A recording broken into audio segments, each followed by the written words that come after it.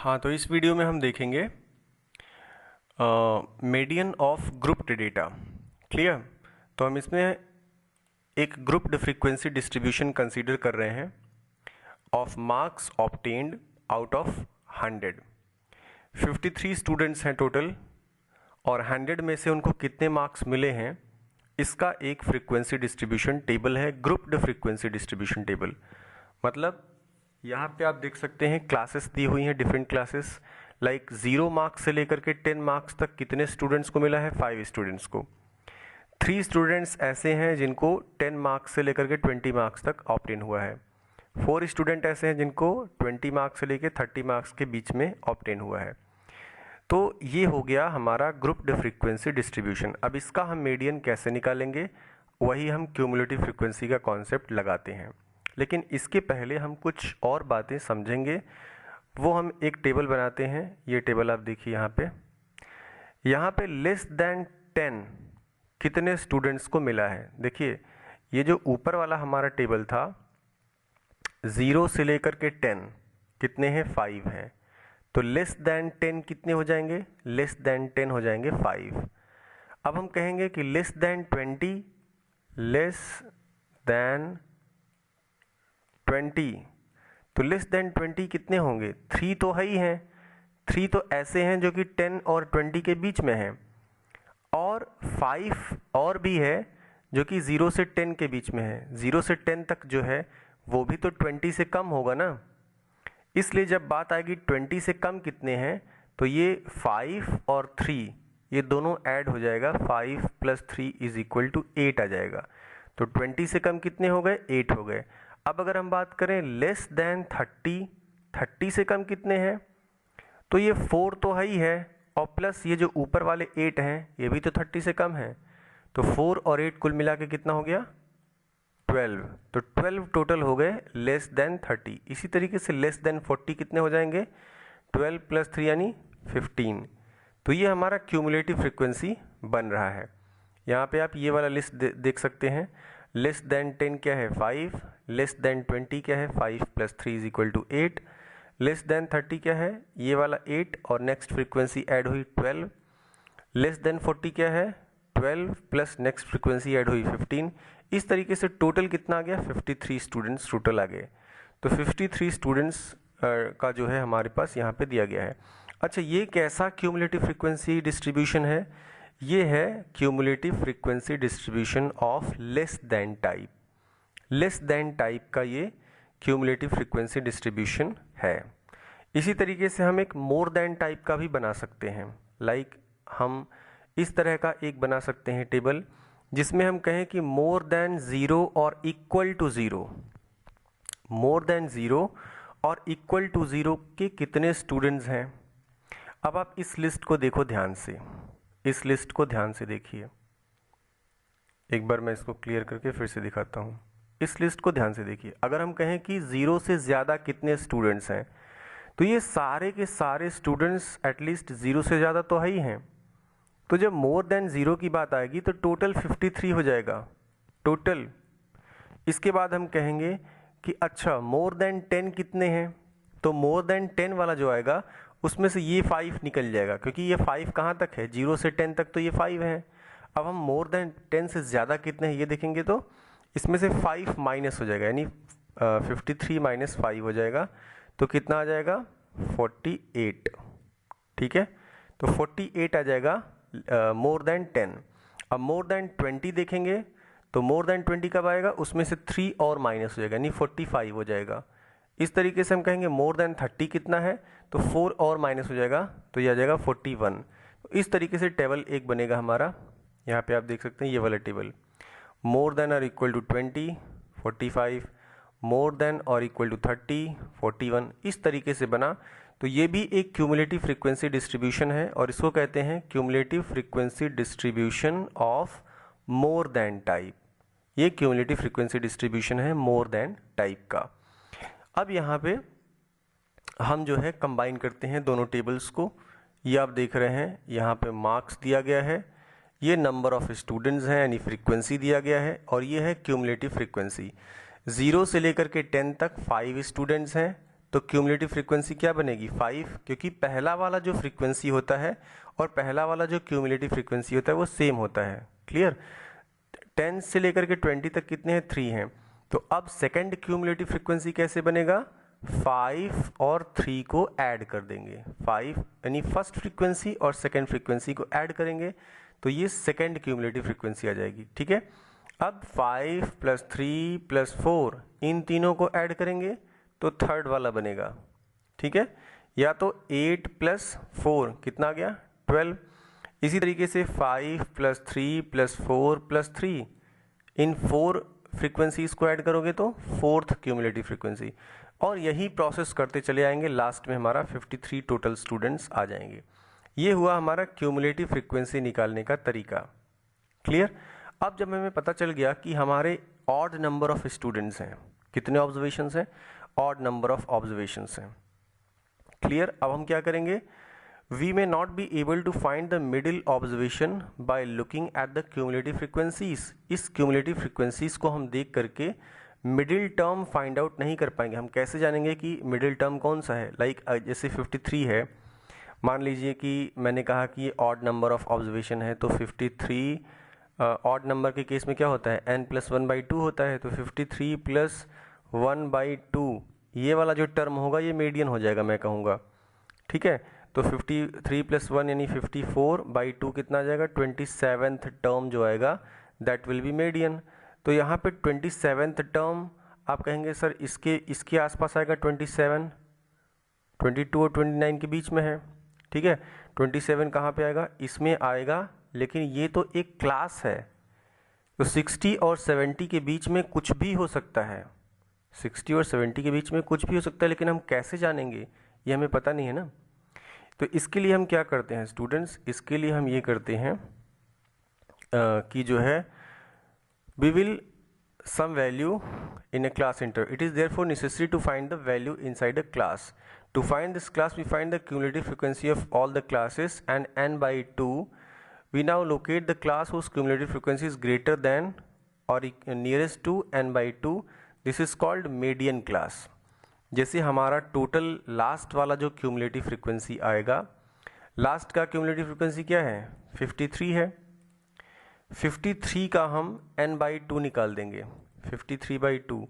ठीक है, आप ऐसे भी कर सकते हैं जैसे मैंने आपको बताया था n/2 ऑड n + 1/2 ऑड के केस में, और इवन के केस में n/2 और n/2 + 1 का एवरेज इवन के केस में।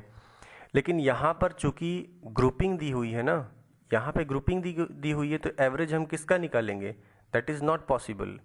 ठीक है, तो इसके लिए हम क्या करते हैं, जो क्यूमुलेटिव फ्रीक्वेंसी का टोटल होता है, फाइनल क्यूमुलेटिव फ्रीक्वेंसी होती है, उतना /2 करते हैं, यानी 53/2 करेंगे तो ये कितना आएगा 25, 26, 26.5 आएगा। अब हम देखेंगे कि 26.5 के जस्ट पास में और इससे बड़ा कौन सा क्यूमुलेटिव फ्रीक्वेंसी है। तो आप इनमें से बताइए कि 26.5 के पास और उससे थोड़ा सा बड़ा कौन सा क्यूमुलेटिव फ्रीक्वेंसी है, वो है 29। अब 29 जो आ गया ये हमारा हो गया मीडियन क्लास। ठीक है, अगर यहाँ पे 100 होता फाइनल में, यहाँ पे 100 होता, तब हम क्या करते 100/2, 100/2 का मतलब 50 आता। ठीक है, 50 आता, तो हम देखते कि इससे 50 से थोड़ा सा ज़्यादा और 50 के आसपास कौन सा है, तो ये 53 हो जाता है यहाँ पे, अगर यहाँ पे 100 होता तो। लेकिन यहाँ पे हमारा 26.5 आ रहा है n/2, तो 26.5 के थोड़ा सा ज़्यादा उसके पास में 29 है, तो इसका जो क्लास है ये 60 to 70 ये वाला क्लास आपका बन गया मीडियन क्लास। अब जब आपको मीडियन क्लास पता चल गया तो सिंपली एक फार्मूला लगाना है, वो फार्मूला यहाँ पे दिया गया है, median is equal to L + n/2 - CF/F × H। L क्या है, lower limit of the median class.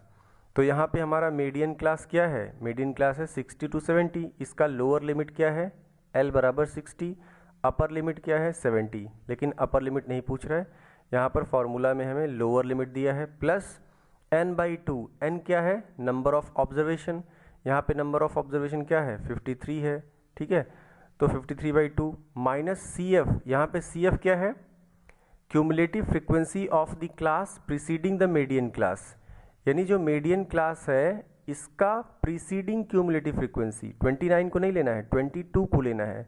जो मीडियन क्लास है उसके पहले का जो क्यूमुलेटिव फ्रीक्वेंसी है वो कह रहा है, वो सी एफ है हमारा। क्लियर।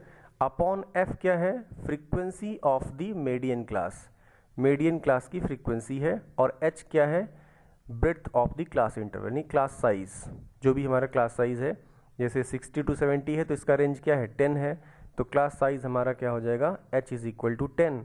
अब ये सारी वैल्यूज़ अगर यहाँ पे पुट कर देंगे तो मीडियन हमारा इस तरीके से निकल आएगा, ये आप देख सकते हैं यहाँ पे।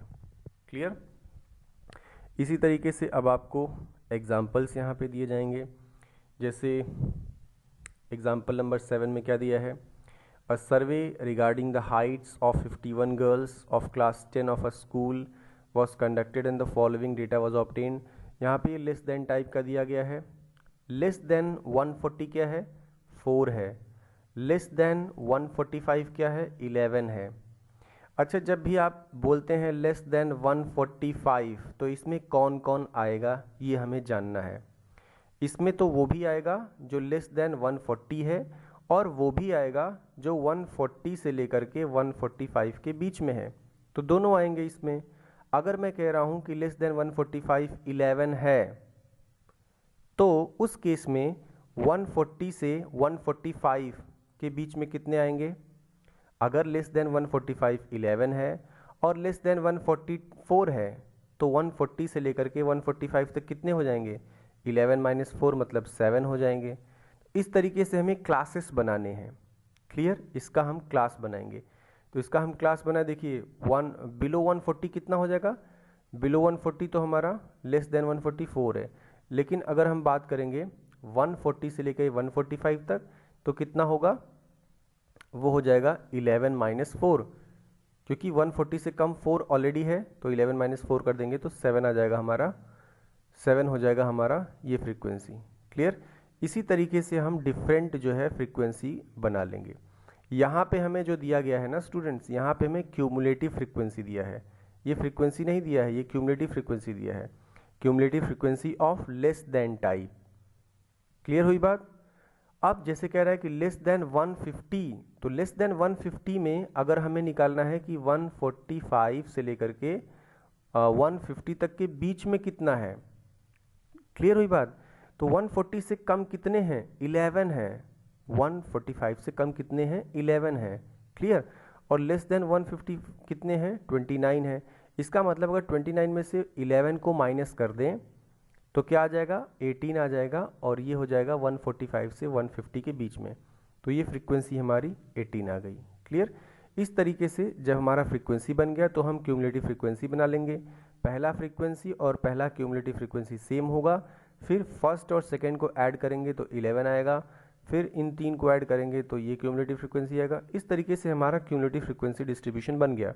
अब हम लास्ट में देखते हैं टोटल जो क्यूमुलेटिव फ्रीक्वेंसी आया वो 51 आया। हम क्या करेंगे, 51/2 देखेंगे, ये आ जाएगा 25.5, और हम देखेंगे कि इससे थोड़ा सा ज़्यादा और इसके पास में नियरेस्ट कौन सा क्यूमुलेटिव फ्रीक्वेंसी है। तो इसके पास में जो क्यूमुलेटिव फ्रीक्वेंसी है वो 29 है।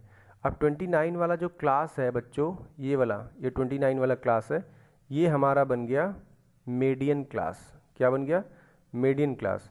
इसका लोअर लिमिट क्या है, L बराबर क्या है, 145, तो L आपका हो गया 145। CF क्या है, प्रीसीडिंग क्यूमुलेटिव फ्रीक्वेंसी, प्रीसीडिंग का मतलब 11, तो CF क्या आ गया, CF इज इक्वल टू 11 आ गया। N क्या है, N हमारा यहाँ पे 51 है, तो 51/2 ये फॉर्मूले में यूज़ हो रहा है। क्लियर। F क्या है, frequency of the median class यानी 18।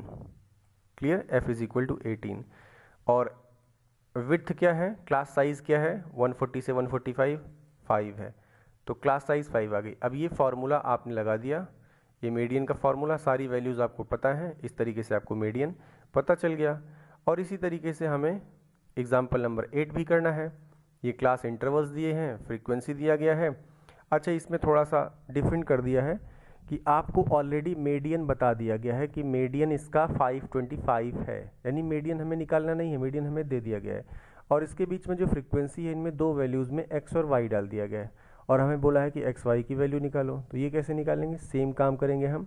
फ्रीक्वेंसी दिया गया है, हम क्यूमुलेटिव फ्रीक्वेंसी निकालेंगे। क्यूमुलेटिव फ्रीक्वेंसी कैसे निकालेंगे, पहला वाला तो सेम होगा, दूसरा वाला 5 + 2 = 7, फिर 2 + 5 + x 7 + x, फिर इन चारों को ऐड करो तो ये आ जाएगा, फिर इन 5 को ऐड करो तो ये आ जाएगा, फिर इन 6 को ऐड करो तो ये आ जाएगा। इस तरीके से हम करेंगे तो ये हमारा क्यूमुलेटिव फ्रीक्वेंसी बन गया। अब इसमें जो लास्ट वाला टर्म आ रहा है ये टोटल नंबर ऑफ स्टूडेंट्स हो गया, टोटल नंबर ऑफ टर्म्स हो गया।